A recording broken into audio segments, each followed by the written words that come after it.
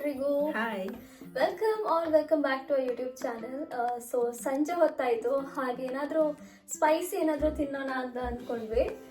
So ಅದಕ್ಕೆ ಏನು ಮಾಡೋದು ಅಂತ ನೋಡಬೇಕಾದ್ರೆ ಮನೇಲಿ ಬ್ಲ್ಯಾಕ್ ಚೆನ್ನ ಇತ್ತು. ಸೊ ಅದು ಯೂಸ್ ಮಾಡಿ ಏನಾದರೂ ಡಿಫ್ರೆಂಟ್ ಆಗಿ ಕಟ್ಲೆಟ್ ಅಥವಾ ಟಿಕ್ಕಿ ಟೈಪ್ ಟ್ರೈ ಮಾಡೋಣ ಅಂತ ಅಂದ್ಕೊಂಡಿದ್ದೀವಿ. So let's get start. So ಈ ರೆಸಿಪಿಗೆ ಬ್ಲ್ಯಾಕ್ ಚೆನ್ನ ಟಿಕ್ಕಿಗೆ ಏನೆಲ್ಲ ಇಂಗ್ರೀಡಿಯೆಂಟ್ ಬೇಕು ಅಂತ ಇವಾಗ ನಾವು ತೋರಿಸ್ತಿದ್ದೇವೆ. ನಾನು ಈ ರೆಸಿಪಿ ಮಾಡಲಿಕ್ಕೆ ಒಂದು ಬೌಲ್ನಷ್ಟು ಕಡಲೆ ಇದೆ, ಕಪ್ಪು ಕಡಲೆನ ನೆನೆಸಿದೆ. 8 ಗಂಟೆ ನೆನೆಸಿ ಅದನ್ನು ಮತ್ತೆ ಬಟ್ಟೆಯಲ್ಲಿ ಕಟ್ಟಿ ಮೊಳಕೆ ಬರೆಸಿ ಇಟ್ಕೊಂಡಿದ್ದೀನಿ. ಇದು ಒಂದು ಬೌಲ್ ಇದೆ. ಹಾಗೆ 2 ಆಲೂಗಡ್ಡೆ ಇಟ್ಕೊಂಡಿದ್ದೀನಿ, ಇದು ಹಸಿ.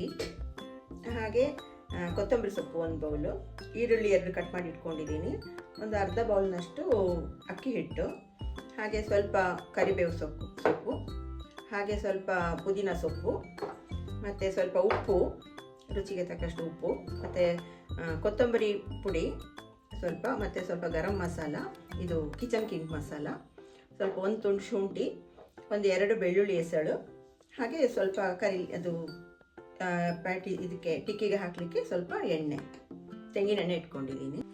ಈಗ ನಾನೊಂದು ಕುಕ್ಕರ್ಗೆ ಈ ಕಾಳುಗಳನ್ನು ಹಾಕ್ತಾ ಇದ್ದೀನಿ. ಇದೊಂದು 3 ವಿಸಿಲ್ ಬೇಯಿಸಿದ್ರೆ ಸಾಕು, ಮೊಳಕೆ ಬಂದಿದೆ ಚೆನ್ನಾಗಿ.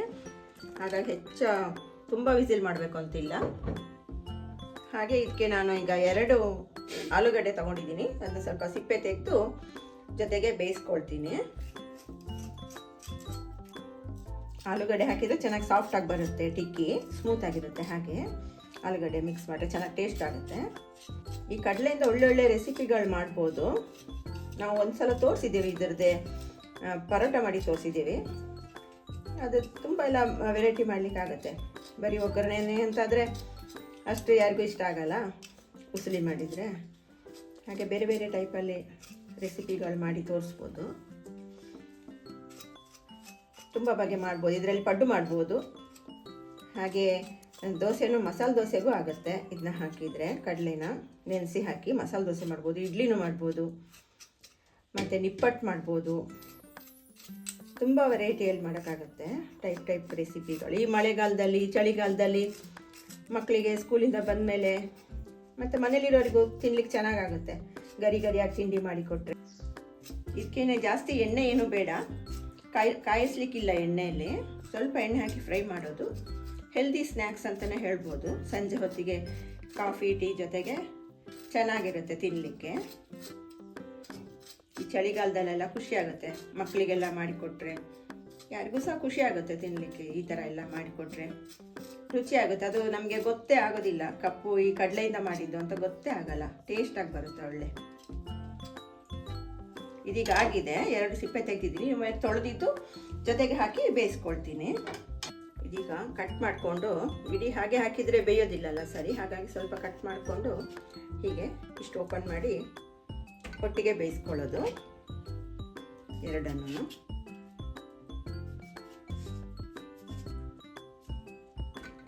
ಇದಕ್ಕೀಗ ನೀರು ಹಾಕಬೇಕು, ಸ್ವಲ್ಪ ಉಪ್ಪು, ನೀರು, ಅರಿಶಿನ, ಸ್ವಲ್ಪ ಎಣ್ಣೆ ಹಾಕಿ ಬೇಯಿಸ್ಕೊಳ್ಳೋದು. ಒಂದು 2 ಲೋಟ ನೀರು ಹಾಕಿದ್ದೀನಿ, ಸ್ವಲ್ಪ ಅರಿಶಿನ ಹಾಕ್ತಾಯಿದ್ದೀನಿ, ಉಪ್ಪು ಹಾಕ್ತಾಯಿದ್ದೀನಿ, ಕಲ್ಲುಪ್ಪು 1 ಸ್ಪೂನ್ನಷ್ಟು ಹಾಕಿದ್ದೇನೆ, 1 ಸ್ಪೂನು ಎಣ್ಣೆ ಹಾಕ್ತಾಯಿದ್ದೀನಿ. ಬೇಗ ಬೇಯುತ್ತೆ ಅಂತ, ಅರಿಶಿನ ಎಣ್ಣೆ ಎಲ್ಲ ಹಾಕಿದರೆ ಬೇಗ ಬೇಯುತ್ತೆ. ಹಾಗೆ ಇದನ್ನೊಂದು 3 ವಿಸಿಲ್ ಮಾಡ್ಕೋಬೇಕಾಗುತ್ತೆ. ಇದೀಗ 3 ವಿಸಿಲ್ ಮಾಡ್ಕೊಳ್ತೀನಿ. ಇದೀಗ ಬೆಂದಿದೆ, ನೀರೆಲ್ಲ ಬಗ್ಸಿ ಇಟ್ಕೊಂಡಿದ್ದೀನಿ ನೋಡಿ, ಈ ಥರ ಬೆಂದಿದೆ. ಇದನ್ನ ಸ್ಮ್ಯಾಶ್ ಮಾಡೋಣ ಸ್ವಲ್ಪ. ಇಲ್ಲ ಮಿಕ್ಸಿಗೂ ಹಾಕ್ಬೋದು, ಬೇಗ ಸ್ಮ್ಯಾಶ್ ಆಗಲ್ಲ ಅಂತಿದ್ರೆ ಮಿಕ್ಸಿಗೆ ಹಾಕ್ಕೋಬೋದು. ನೋಡ್ತೀನಿ ಇದು ಸ್ಮ್ಯಾಶ್ ಆದರೆ, ಇಲ್ಲಾಂದರೆ ಮಿಕ್ಸಿಗೆ ಹಾಕ್ಬಿಡ್ತೀನಿ.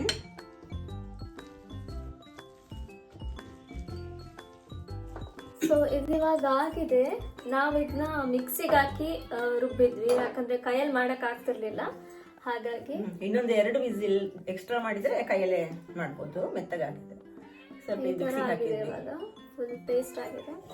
ಇದಕ್ಕೆ ಇವಾಗ ನಾವು ಇನ್ನೊಂದಿಷ್ಟು ಇಂಗ್ರೀಡಿಯೆಂಟ್ಸ್ ಹಾಕ್ತಾ ಇದ್ದೀವಿ. ಈಗ ಈರುಳ್ಳಿ ಹಾಕ್ತಾ ಇದ್ದೀನಿ, 1 ಬೌಲ್ ಈರುಳ್ಳಿ ಇದೆ. ಈರುಳ್ಳಿ ಹಾಕಿದಷ್ಟು ಟೇಸ್ಟ್ ಬರುತ್ತೆ. ಸಣ್ಣದಾಗಿ ಕಟ್ ಮಾಡ್ಕೊಂಡಿದ್ದೀನಿ, ಮತ್ತು ಸ್ವಲ್ಪ ಮಿಕ್ಸಿಗೆ ಹಾಕಿದರೆ ಇನ್ನು ಪುಡಿ ಆಗುತ್ತಲ್ಲ ಚಂದ. ಹಾಗೆ ಕರಿಬೇವು ಸೊಪ್ಪು ಹಾಕ್ತಾಯಿದ್ದೀನಿ. ಸ್ವಲ್ಪ ಯಾವುದಾದ್ರೂ ಹಾಕ್ಕೋಬೋದು, ಇದೇ ಆಗಬೇಕು ಅಂತ ಇಲ್ಲ. ಕರಿಬೇವು ಸೊಪ್ಪು ಹಾಕ್ಬೋದು, ಕೊತ್ತಂಬರಿ ಸೊಪ್ಪು, ಪುದೀನ ಎಲ್ಲ ಇಟ್ಕೊಂಡಿದ್ದೀನಿ. ಬೇರೆನೂ ಹಾಕ್ಬೋದು ಇದಕ್ಕೆ. ಈಗ ಪುದೀನ ಸೊಪ್ಪು ಹಾಕ್ತಾಯಿದ್ದೀನಿ, ಒಂದು ಬೌಲ್ನಷ್ಟು.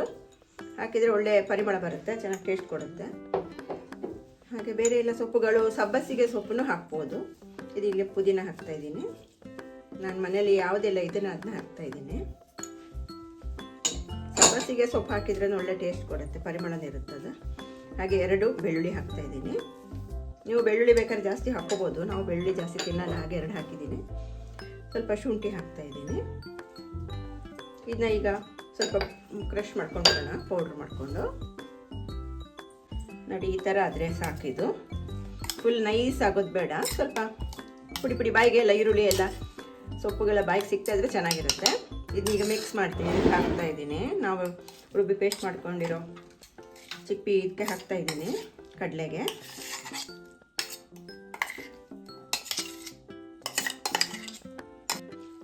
ಇದನ್ನೊಮ್ಮೆ ಮಿಕ್ಸ್ ಮಾಡ್ಕೊಳ್ಳೋಣ.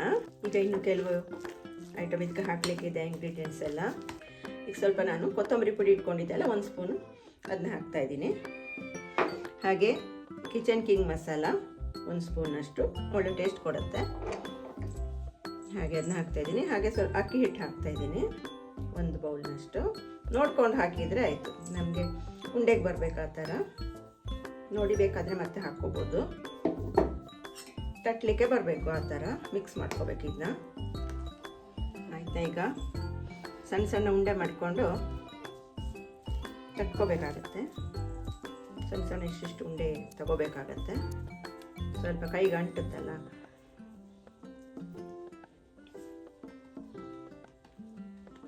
ಹೀಗೆ ಉಂಡೆ ಈ ಥರ ತಟ್ಟಬೇಕಾಗುತ್ತೆ. ಆದಷ್ಟು ತುಂಬ ತೆಳುನೂ ಬೇಡ, ಈ ಥರ.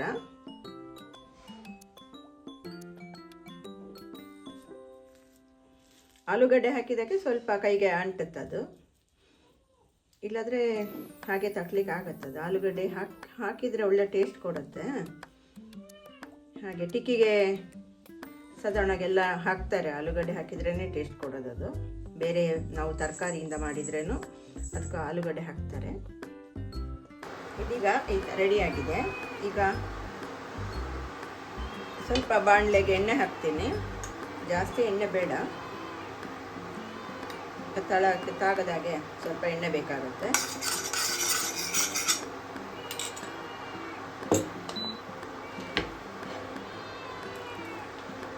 ಕಮ್ಮಿ ಎಣ್ಣೆಯಲ್ಲಿ ಮಾಡ್ಕೋಬೋದು, ಇದನ್ನ ರುಚಿಯಾಗಿರುತ್ತೆ. ಬೆಳಿಗ್ಗೆ ಬ್ರೇಕ್ಫಾಸ್ಟಿಗೂ ಮಾಡ್ಬೋದು, ಮಕ್ಕಳಿಗೆ ಬಾಕ್ಸಿಗೂ ಮಾಡಿಕೊಡ್ಬೋದು. ದೋಸೆ ಚಪಾತಿಗೆ ಎಷ್ಟು ಹಾಕ್ತೀರೋ ಅಷ್ಟೇ ಎಣ್ಣೆ ಸಾಕಾಗುತ್ತೆ ಇದಕ್ಕೆ.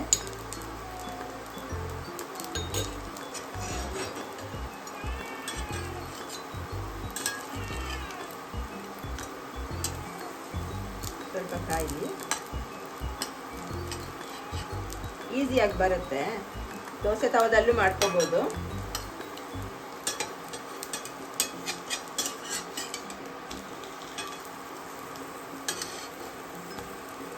ಮೀಡಿಯಂ ಫ್ಲೇಮಲ್ಲಿ ಕಾಯಿಸಿದ್ರೆ ಆಯಿತು. ಈಗ ಆಗ್ತಾ ಬಂತು, 2 ಸೈಡ್ ಕಾಯಿಸಿ ಆಯಿತು. ಇನ್ನು ತೆಗೆಯೋದೆ, ಇಷ್ಟಕ್ಕಾದರೆ ಸಾಕು, ಗೋಲ್ಡನ್ ಬ್ರೌನ್ ಬಂದರೆ ಸಾಕು. ಇದೀಗ ತೆಗೆದು ಹಾಕ್ತೀನಿ ಪ್ಲೇಟಿಗೆ.